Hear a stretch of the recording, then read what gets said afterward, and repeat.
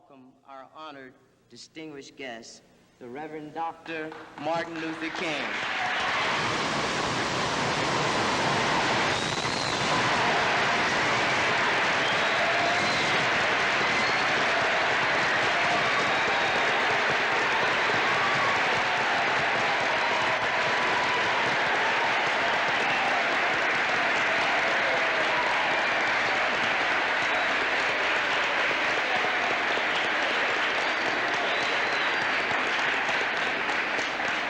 Thank you very kindly.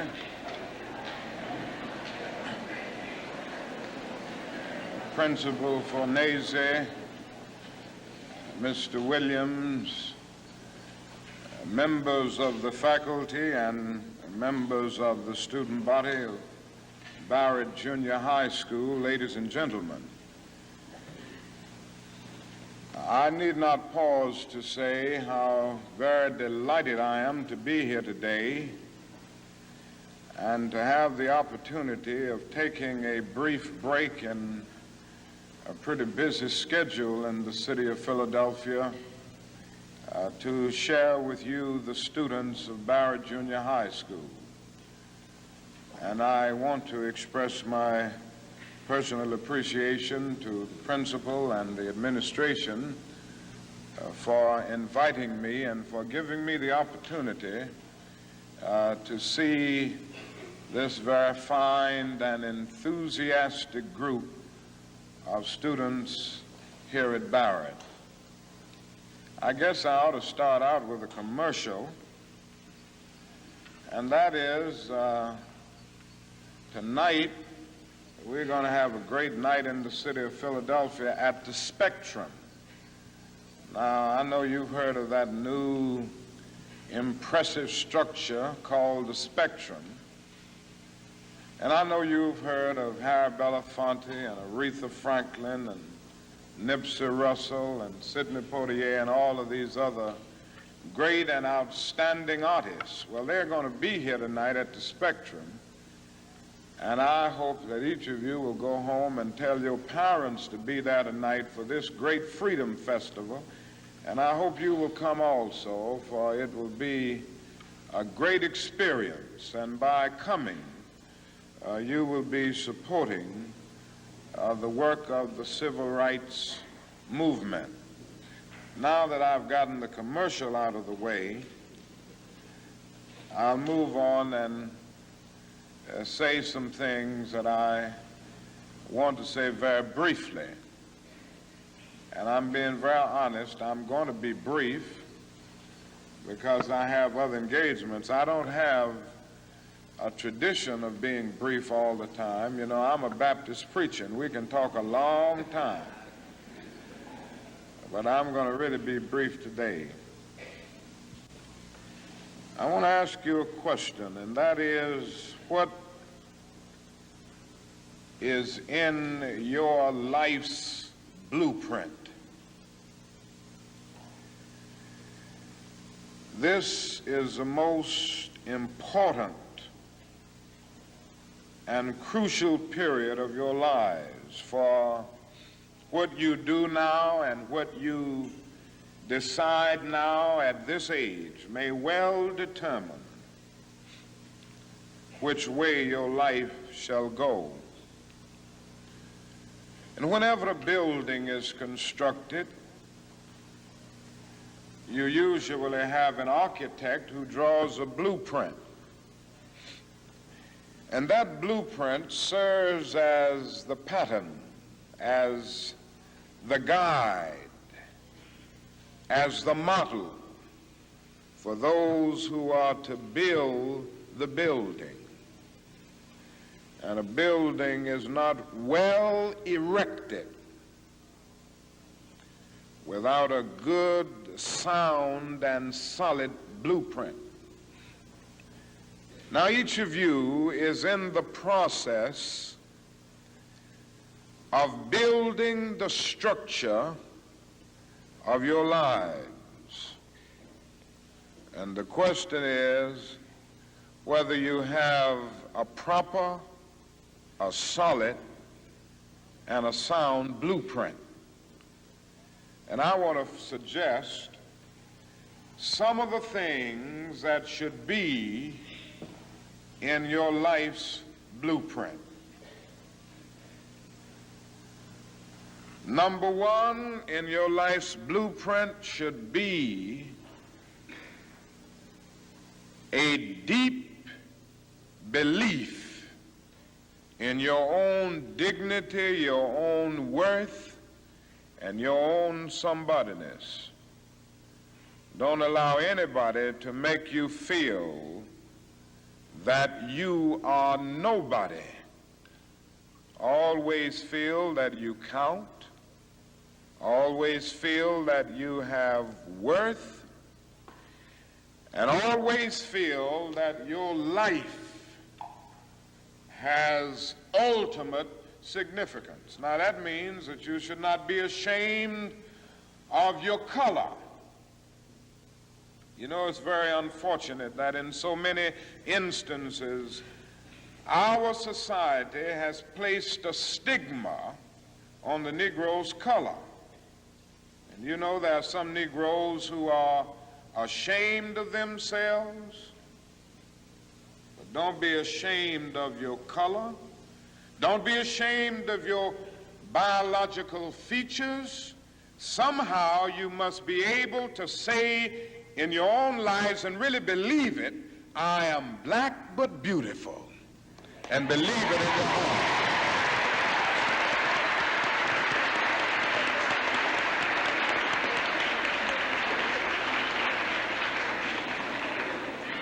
And therefore you need not be lured into purchasing cosmetics advertised to make you lighter.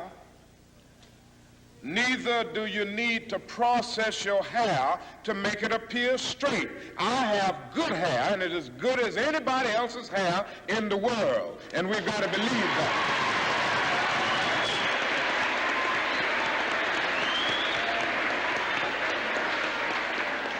Now, in your life's blueprint, be sure that you have that a principle of somebodyness. Secondly,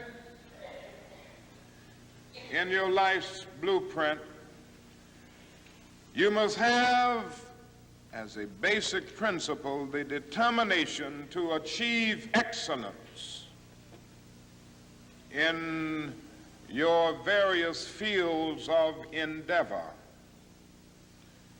You're going to be deciding as the days and the years unfold what you will do in life, what your life's work will be. And once you discover what it will be, set out to do it and to do it well. And I say to you, my young friends, that doors are opening to each of you. Doors of opportunity are opening to each of you that were not open to your mothers and to your fathers. And the great challenge facing you is to be ready to enter these doors as they open. Ralph Waldo Emerson, the great essayist, said in a lecture back in 1871 that if a man can write a better book or preach a better sermon or make a better mousetrap than his neighbor, even if he builds his house in the woods, the world will make a beaten path to his door. That hadn't always been true, but it will become increasingly true. And so I would urge you to study hard, to burn the midnight oil. I would say to you, don't drop out of school, and I understand all of the sociological reasons why we often drop out of school.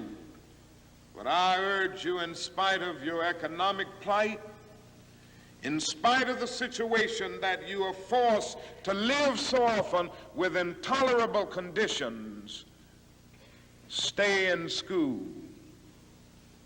And when you discover what you're going to be in life, set out to do it as if God Almighty called you at this particular moment in history to do it.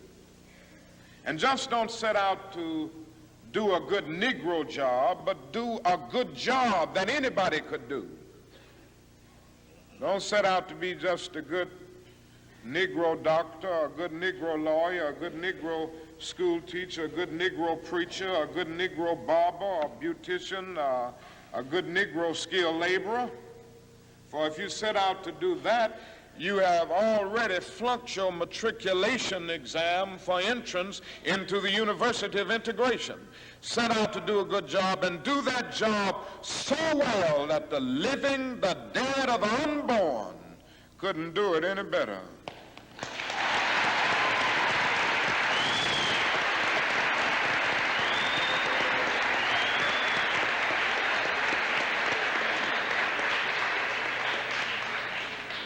Falls your lot to be a street sweeper.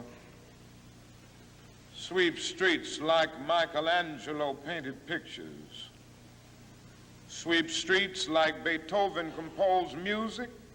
Sweep streets like Leontine Price sings before the Metropolitan Opera. And sweep streets like Shakespeare wrote poetry. Sweep streets so well that all the host of heaven and earth will have to pause and say, here lived a great street sweeper who swept his job well.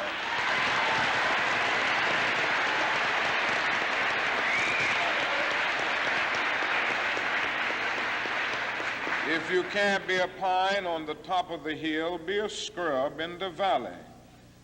But be the best little scrub on the side of the rill. Be a bush if you can't be a tree. If you can't be a highway, just be a trail. If you can't be the sun, be a star. For it isn't by size that you win or you fail.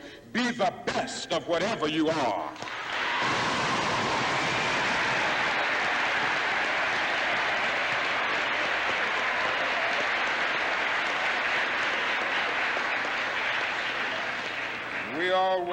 We already have some noble examples of black men and black women who demonstrated to us that human nature cannot be cataloged. They in their own lives have walked through long and desolate nights of oppression, and yet they've risen up and plunged against cloud-filled nights of affliction, new and blazing stars of inspiration. And so from an old slave cabin of Virginia's hills, Booker T. Washington rose up to be one of America's great leaders. He lit a torch in Alabama, and darkness fled in that setting. Yes, you should know this because it's in your own city.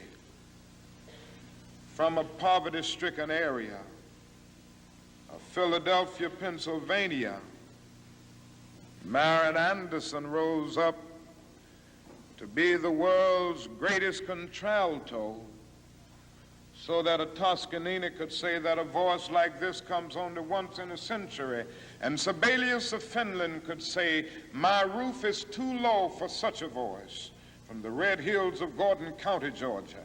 And the arms of a mother who could neither read nor write, Roland Hayes rose up to be one of the world's great singers and carried his melodious voice into the palaces and mansions of kings and queens. From crippling circumstances, there came a George Washington Carver to carve for himself an imperishable niche in the annals of science.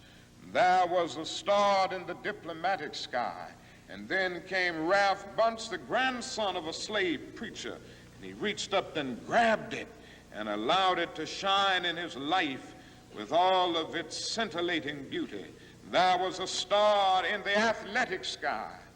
And then came Jackie Robinson in his day and Willie Mays in his day with their powerful bats and their calm spirits. Then came Jesse Owens with his fleet and dashing feet. Then came Joe Louis and Muhammad Ali with their educated fists. All of them came to tell us that we can be somebody, and to justify the conviction of the poet, fleecy locks and black complexion cannot forfeit nature's claim.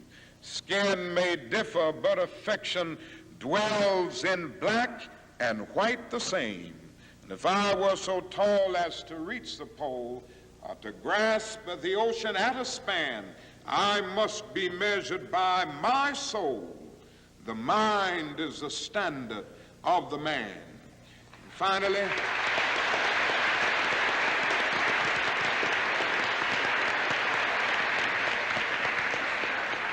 finally, in your life's blueprint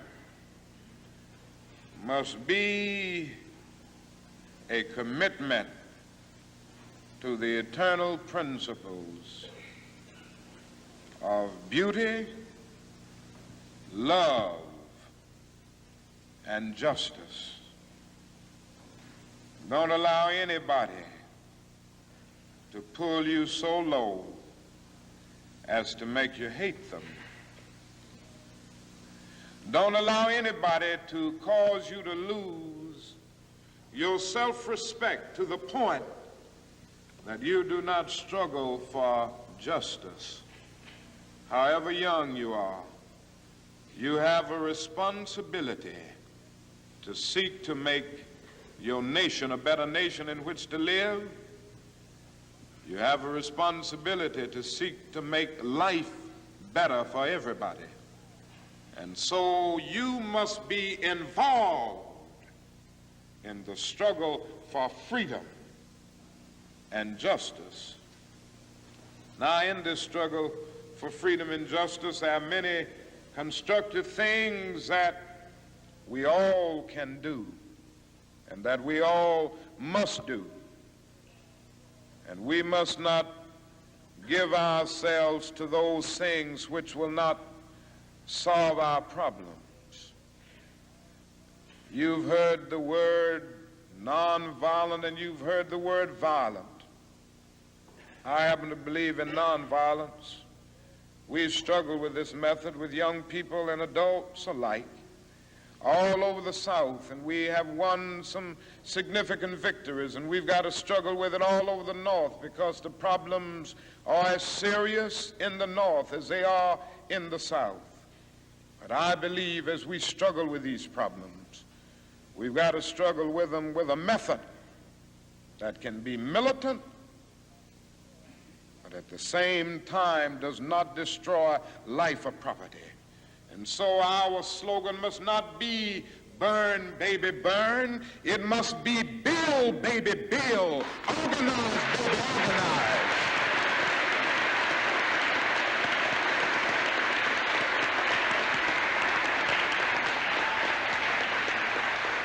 Yes, our slogan must be learn, baby, learn, so that we can earn, baby, earn.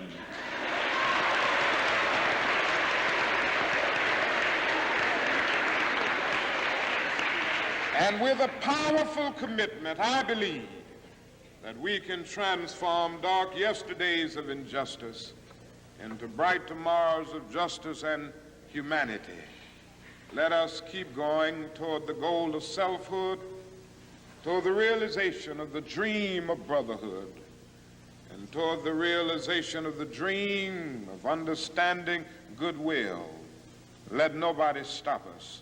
I close by quoting once more the man that the young lady quoted, that magnificent black bard who has now passed on, Langston Hughes. One day he wrote a poem entitled Mother to Son. The mother didn't always have her grammar right, but she uttered words of great symbolic profundity. Well, son, I'll tell you, life for me ain't been no crystal stad. It's had tacks in it, boards torn up, places with no carpet on the floor, bare. But all the time, I's been a-climbing on and reaching landings and turning corners and sometimes going in the dark where there ain't been no light. So, boy, don't you stop now. Don't you sit down on the steps 'cause you find this kind of hard. But I's still going, boy. I's still climbing. And life for me ain't been no crystal stair. Well, life for none of us has been a crystal stair. But we must keep moving. We must keep going. If you can't fly, run. If you can't run, walk. If you can't walk, crawl. But by all means, keep moving.